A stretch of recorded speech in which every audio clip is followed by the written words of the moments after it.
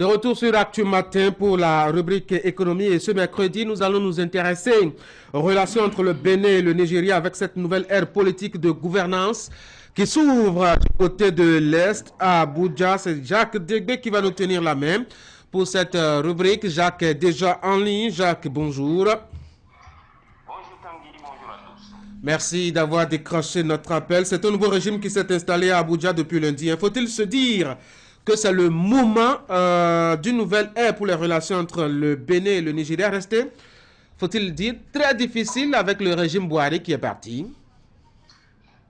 Oui, je crois quand même qu'on peut répondre par l'affirmatif avec l'arrivée de Bola Tinubu à la tête du Nigeria.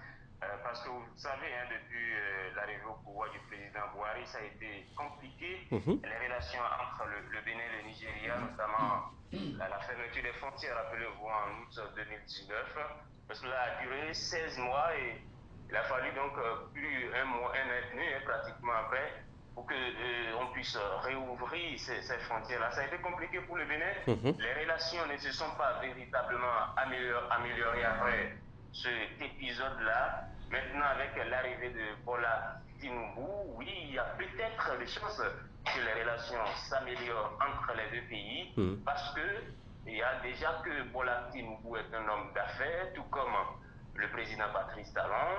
Il y a aussi le rapport linguistique. Bola Tinubu est du sud-est du Nigeria, il est Yoruba. Il y a aussi les ethnies Yoruba, Nabo au Bénin. Donc il y a cet aspect-là qui pourrait peut-être compter dans les relations. Et aussi, c'est vrai qu'il est de l'APC, hein, le même parti que Mohamedou Buhari, mais en tant que nouveau président, il voudra implémenter sa propre politique. Il voudra peut-être revoir ses relations avec ses voisins. Cela pourrait peut-être profiter au Bénin. Alors, c'est une question qui revient éternellement. Hein. Comment le Bénin doit-il profiter ou procéder pour profiter justement de la proximité avec le Nigeria? Oui, et je crois à ce niveau que se situe réellement le débat, parce que pendant longtemps, hein, selon plusieurs observateurs, le Bénin n'a pas véritablement su profiter de cette proximité-là avec le géant de l'Est, la première puissance économique du continent, s'il vous plaît. Donc je crois que cette fois, il faudra peut-être un nouveau paradigme économique, un nouveau modèle économique pour véritablement profiter de ce marché de plus de 200 millions d'habitants, 215 millions d'habitants pour être plus précis. Et là, selon le professeur Georges Agbashi Allé, il est professeur titulaire en géographie économique et humaine à l'université de Parakou, notamment au département de géographie ici à l'université de Parakou. Le Bénin doit miser sur son agriculture, les produits vivriers, les produits tropicaux, les produits agricoles de façon générale, qu'on pourrait donc exporter vers ce pays-là qui a quand même une population prête à consommer tout ce que le Bénin produit. Il y a donc ce marché-là qu'on peut exploiter de façon permanente. Et inversement, le Nigeria, de son côté, peut également profiter du marché béninois avec ses industries. Le pays a un tissu industriel qui est largement plus fourni que celui du Bénin. Oui. Le Nigeria, avec ses produits, pourrait donc profiter du marché nigérian. Et avec la proximité qu'on a, on pourrait donc imaginer que les prix seraient peut-être moins élevés que ce que nous avons avec les produits importés de la Chine, de l'Inde, des pays européens par exemple. Voilà peut-être les axes de coopération qu'il faut explorer. Et au-delà de ça, vous savez ce qui a causé la fermeture des frontières en 2019, c'est la contrebande. Tout à fait, oui. Qui reproche au Bénin la contrebande. Et si on arrive aussi à améliorer ce côté-là, qu'on ne réexporte pas les produits venus d'ailleurs, avec le Nigeria, et bien on pourrait améliorer nos rapports économiques avec le géant de l'Est. Alors, vous avez commencé à l'évoquer d'ailleurs, et c'est votre personne ressource à qui vous avez adressé la parole. Il devrait intervenir dans cette rubrique. Je vais parler du professeur Georges Agbashi Allé, qui est spécialiste de géographie économique et humaine au département de géographie à l'université de Parakou. Vous l'avez rencontré, comme je le disais. Qu'est-ce qu'il vous a dit au sujet de cette nouvelle ère qui s'ouvre sur les relations bénino-nigérianes? Oui, je l'ai senti un tout petit peu dubitatif. il a fait savoir qu'il est un scientifique et que s'il n'a pas les la besoin du concret palpables, il ne pourra véritablement pas analyser. Mais comme je vous le disais tantôt, il a évoqué deux axes. Oui.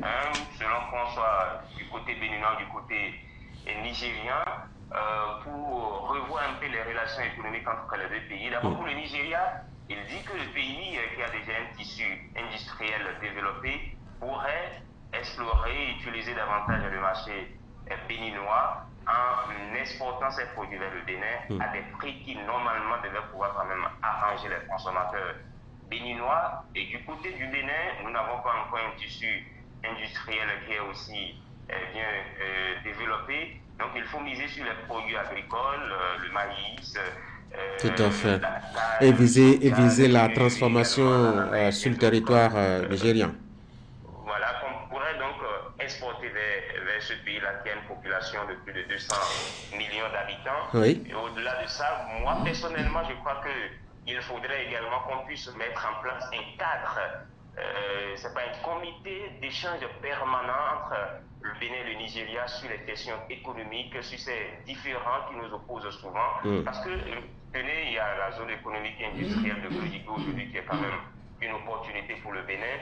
Nous avons pour l'instant des investisseurs indiens et chinois qui sont en train de travailler au niveau de ce pôle économique-là. Oui. Mais on pourrait également travailler avec les opérateurs économiques nigérians. Il y a beaucoup d'opérateurs économiques nigérians qui peuvent également venir vendre leur expérience ici au Bénin. Ce ne sera que la coopération sud-sud qui en sortira gagnante. Alors, une dernière question. On a vu dans les environs de la passation de charges entre les présidents Boari et Tinubu, l'homme d'affaires Aliko Dangote, dont les rapports et les opinions sur le Bénin de Patrice Talon ne sont pas très gentils.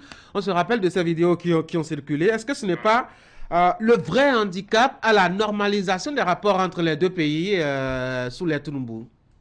Oui, on est tenté de le dire parce que, quoi qu'on dise, Aliko Dangote, c'est quelqu'un qui a un poids important dans la politique nigériane. Il est entre griffes aussi un faiseur de roi, comme on l'appelait Bola Tinubu. Donc, ses décisions pèsent souvent dans la politique nigériane. C'est l'homme le plus riche d'Afrique, un grand opérateur économique, et c'est un secret de polichinelle qu'il ne partage pas les mêmes avis avec le président Patrice Talon, qu'il n'est pas d'accord avec les politiques que mène le Bénin. On a suivi cette vidéo dont vous parliez tantôt, où il a critiqué le fait que nous importions le ciment de la Chine, alors qu'il y a le Nigeria qui produit le ciment juste à côté à un prix beaucoup plus abordable.